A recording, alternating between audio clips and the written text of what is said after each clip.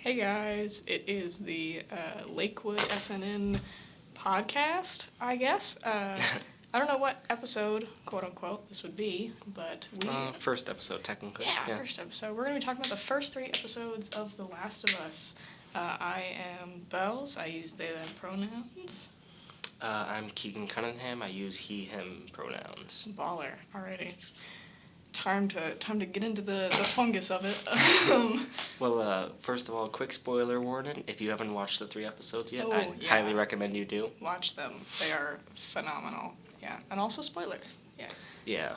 Also, if you saw the first episode and liked it, and wanted to hop on YouTube and watch a full 6-hour playthrough of the game, then I recommend to not. Just kind of like watch the show and try not to spoil it for yourself with the source material, because I think it'll be more interesting experience that way for you. True.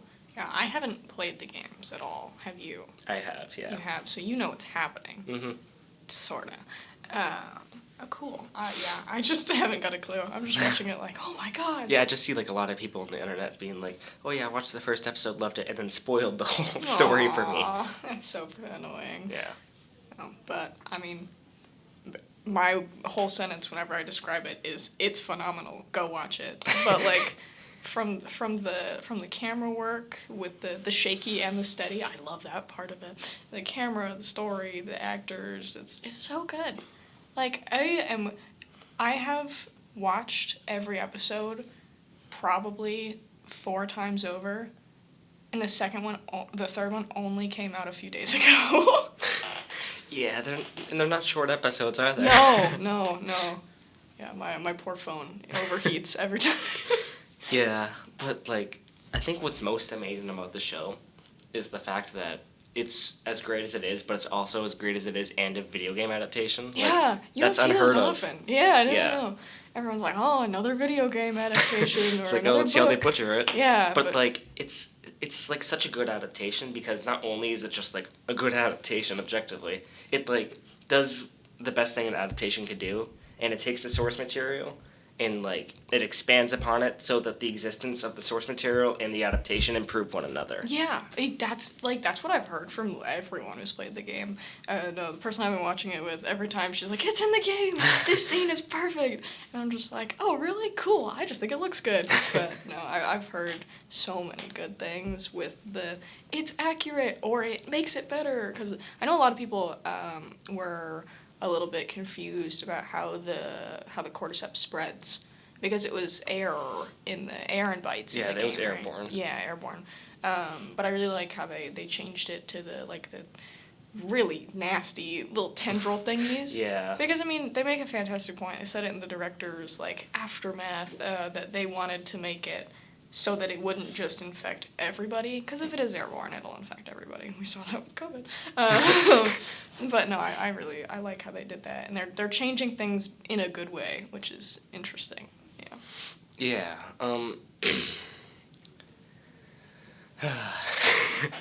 There's just like it's so much in the brain. Yeah, the games did a good job at like showing kind of the brutality and like for like the main character Joel, and later on in the second game with Ellie, like the brutality and like what it takes to survive, and like just like it's not a fun apocalypse. It's not a good time.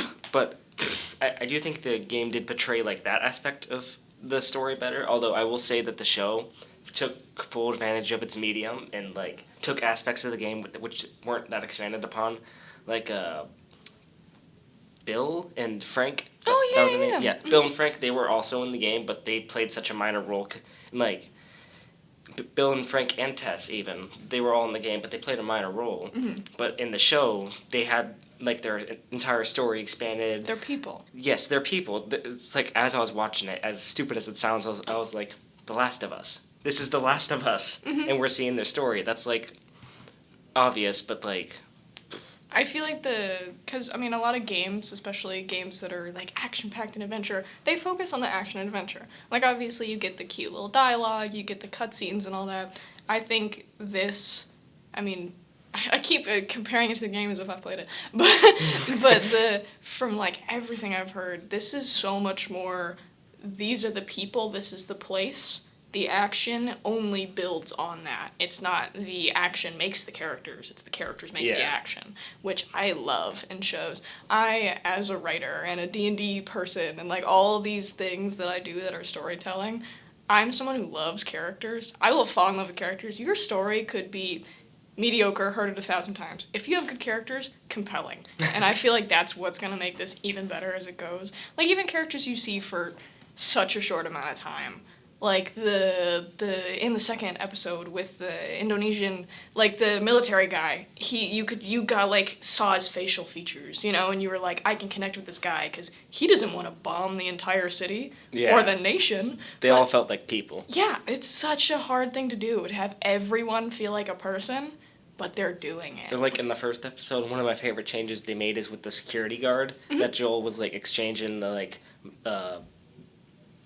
the materials with for money and surviving things. In the game, that guy didn't exist. Yeah. And, like, a random guard just pulled him over and Joel beat him to death. But in the show... Oh.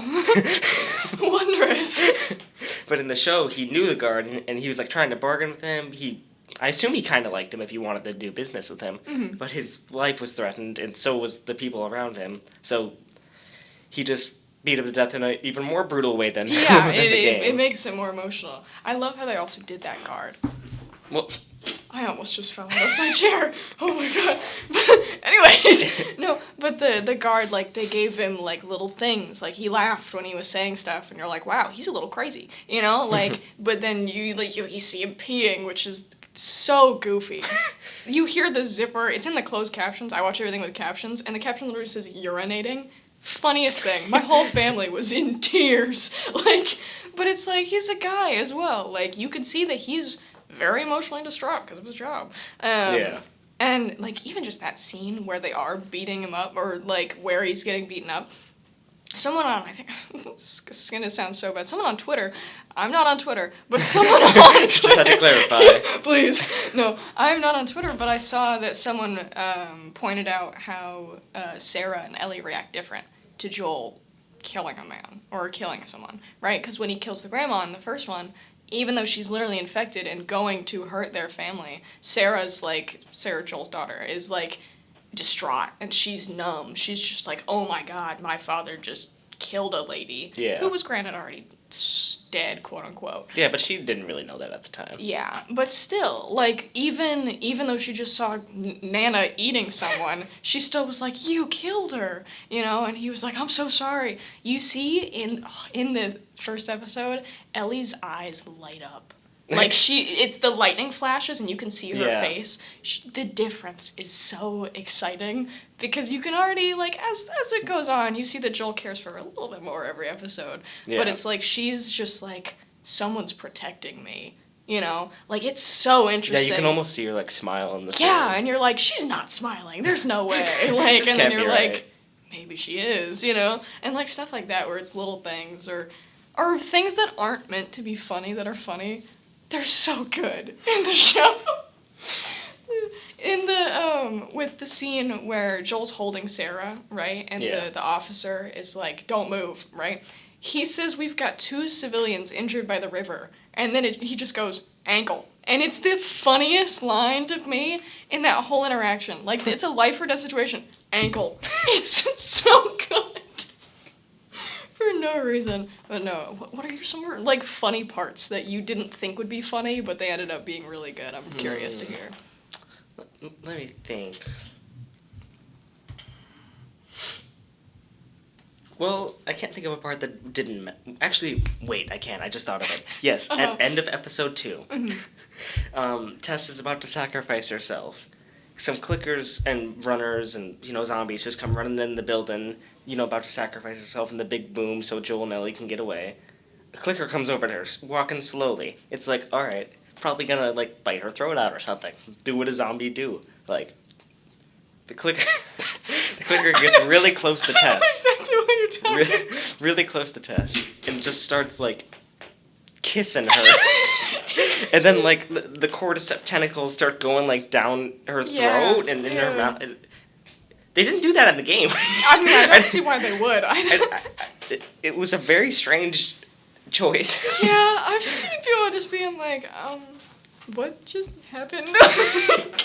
Like, and then immediate fire. Like, there's no, like, in-between scene. I love stuff like that, where it's just like, why? Why did they do that? Yeah. Why did they do that? Very out of pocket. Yeah, like, that's like the Arby's line in the 3rd episode, where... Where Bill is looking at Frank down in the ditch, right? And he's like, if you tell your guys that there's free food here, I'm gonna have everybody coming to my house for a free lunch like this is an Arby's. And Yeah. Frank just goes, Arby's didn't have free lunch, it was a restaurant. So good. Yeah. And it's like, oh yeah. I wouldn't have thought about it if you didn't say it out loud. Like, yeah, Arby's, but it's so It's like, good. wait, they don't give out free food? That doesn't make any sense. Good. And oh my gosh, the way that it's dated, like you can tell that the things from 2003 to 2023 that we experienced didn't happen. Like, it's just such a weird little thing, but like the bands you see or the references you make, like, or that are made, like there's the Clint Eastwood reference, like that makes sense. There probably would be a more modern day if it progressed, like if those 20 years happened. It wouldn't be Clint Eastwood, it would be like Drax, you know, from the Avengers. Yeah, like, don't go all like Drax that. on them. But it's just such it's such a funny little thing, and the fact that Joel has like this gross little phone. Like, his phone is such a block, you know, and it's like, oh my god, it's 2003. And like the color palettes of the houses and the stuff that they say, where it's just like, that makes sense. There are so many phrases that have been updated over time, but they get dated just because of this show, and I like that part like a lot. Yeah. I also really like the cast and acting. Yes. Like, oh my god. when I initially heard the casting for Joel would be Pedro Pascal, or better known as the Mandalorian, I was actually a little off-put by it, because I didn't think, like, I just didn't think he quite suited the character from the game. Gotcha. Just because, like, I don't know, I was just, like, someone that looked like country. Like, you could look at him and be like, yeah, that's fair. a dad who chops wood in the weekends. Yeah, absolutely. But like, right after, before I even finished the first episode, he already won me over. Oh, absolutely. Just like, yeah. It's just so like genuine and like similar to the character. And Ellie, I liked her since the start. Fantastic, yeah. Yeah. So many people don't like the casting for Ellie because they're like, oh, she looks different, or this, that, and the other. Because Joel, granted, he looks very similar to the game. Like, he and the game side by side, like, you're like, oh, yeah. Yeah. Ellie, granted, looks a little different, but she plays the part perfectly. She has the 14-year-old humor, like, I'll just throw a sandwich at them. Like, lines like that where it's like, can I have a gun? And everyone's like, no. Like, immediately. And she's like, okay. like, every time. My whole family, literally, when we were watching it, we just kept going, God, she's like my sister. My sister's a 13-year-old girl, you know, so, like, it's, like, perfect. No, but I love how she delivers the lines, and she's very expressionate. They're both very expressionate, which is such a nice thing. Because sometimes when you're watching shows, you're like, what emotion are you feeling? Like, your tone is flat, your face is, like, not giving away much, but they're so, like, in it. It's so cool. Yeah. And to see them outside, too, Ellie's player, Bella, actress, is so British. She's English. Really? Like, very. Like, her accent is so strong, and you're like, oh my god, look at that. like, no, but it's so cool, the actors that they chose. Like, and it's not even just the main characters, like the side characters. Yeah. Like Tess, Bill, and Frank. I remember talking to my dad right after the episode, or I texted him, and he was like, oh yeah, Bill, or Ron's better known as Ron Swanson from Parks and Recreation. Ron Swanson. is gonna like get nominated for like an Emmy or something. Yeah, he should. Like, that was so good. Yeah, but the 3rd episode was so good with all the like the flashback stuff and seeing their life kind of happen like after the apocalypse. Yeah. It was like so good. It felt like a really good short film. Mm-hmm. Someone described it as the first 10 minutes of Up in an hour. Oh yeah. And I feel like that's like the perfect description, because you fall for these characters as they fall for each other. But it's like such a sweet story, because you see that they have an argument scene. You know, you see that they have a very sweet domestic scene. You see the most devastating ending ever, where they get married, which, fun fact, wouldn't be legal because of the time. Yeah. they get married and then die. Like, that is the most beautiful, heartbreaking, horrible, amazing thing. No, but it's like, I had a thought before the bell rang. Thanks, Bill. Oh, you're welcome. I knew it. What was I saying? You also, like, as someone who's LGBT, I look for stories that, like, represent the community. You don't see, like, older LGBT couples in media often. Actually, yeah, that's a good point. Yeah, there are so few. And if they are, they're just, like, in a scene for a minute, it's like, oh, we're your gay parents, you know? And it's like, okay, I guess. I guess that happened. They're like, cool, good for you. But this is, like, their whole story, and the tie-in with the song in the beginning, and the song being the cassette in the car at the end when Joel and Ellie get there, and they get the car. Like, and the firearm being in the drawer, being the same one that, like, I think it was Frank grabs when they're getting raided. Like, it's such a little thing, but the fact that they would keep it there after all those years. Like, it's just like, they live in this house. This is their home. It's not just a place anymore to get away from the apocalypse. Like, it's a place that is lived in. It's showing so much life in a world of so much death, and it's amazing. Yeah, the show can do, like, so much with so little. Yes. Like, what was the example I was just thinking of? When Joel was reading the note that Bill left, and Bill said, take whatever you need from the house, so take the guns, use them to protect Tess. And then he didn't say a single word, but you could just, like, see him unravel. Yeah, you could see he is very, very close to a crisis. Yeah. And the fact that, like, right after, he was like, ground rules, we don't talk about it. Like, that's such that makes sense for his character thing, you know? Yeah. Like, it's like, no, we should talk about it. But then you're like, oh, it's Joel.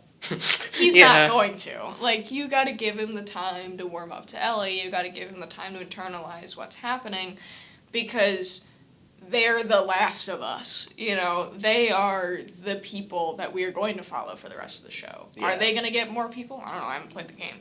But even if they get more people in their little group, it's still gonna be them too. Like, that is their core. They're the core of the story. Exactly. It's beautiful. I don't know. Like, I'm so excited for the next episode. Yeah, like, the show's just so consistently good. Like, even the special effects and stuff, like, the clickers. The sound design's, like, literally spot on. Yeah. They just took the sound files from the game, I swear. Mm-hmm. The designs don't look cheesy at all. No. Very convincing. Yeah. No, one of the biggest things I think that's seen with, like, shows like The Walking Dead or, like, other apocalypse, undead shows is that the zombies, you're just like, that's just a dude with makeup. Like, you could tell. It's just got the dirt on the face and the eyes are more bloodshot. But, like, that's fungus. You know what I mean? Like, the whole time I was watching it for the first time, I had, like, my hands, like, over the screen, but not, like, fully, so that I could still peek through and just be like, oh my god, it's mesmerizing. I'm terrified. Like, my heart was beating so fast. I was not breathing in the museum scene where everyone's like, be quiet, be quiet. I was like, I gotta be quiet too. Like, this is so... There's no way to describe just the, like, oh my god, that's insane feeling that you get watching that for the first time. And I can't imagine, like, watching that with not too much context for the game, because that's just horror. Yeah. Like, you don't know what's coming. Yeah, like, no. Is that the worst they get? Is this what they're normally like? And the fact that you don't see them until you see them, but they get referenced. With the way Tess and Joel quiet, like, immediately. They start whispering. Joel, I love that he words they can't see, but they can hear. Because it shows up on the closed captioning, which is kind of cool. But, like, you could see that he's like, this is serious. I'm not even risking whispering. I'm going to mouth it and not breathe. Yeah. And the fact that they can hear the breath when Ellie goes, you know, like, it's so terrifying. It's so good. Like, and one last thing I'd like to compliment is just the world building. Yes. Because there's only so much you can do in a game. Because you have to keep the player entertained. Mm-hmm. After all, no matter how hard you try, it's still a video game. Yeah. Like, you got to keep the player entertained. But with the show, they have much more opportunities to, like, expand the world building and stuff. Yeah. Characters, optional stories. like in the first episode, like seeing the whole like Fedra City and stuff, or that guy who's literally his only job is just to send notes and messages to people's loved ones, like stuff like that. It's just so like excellent and complements the source material so well. Yeah, no, absolutely. We are running out of time. Yeah, we're pushing it a but little. we will be back next week because this is. I'm so excited for the next Yes. episode. Oh my gosh. Yeah, we will be back for episode 4 of The Last of Us and episode 2 of our little podcast. Yep, there will be 9 in total. Yes, not 9. Not 9 podcasts. episodes. Not 9 podcasts. 9 episodes. 9 episodes. Yep. Yeah. We'll give you the weekly. If you want to sign us off, Keegan. Don't turn into fungus. Real. No. Thanks for listening. Yep. Get vitamin C, drink your orange juice, no fungus. No fungus. Have a good Mushrooms one. are bad.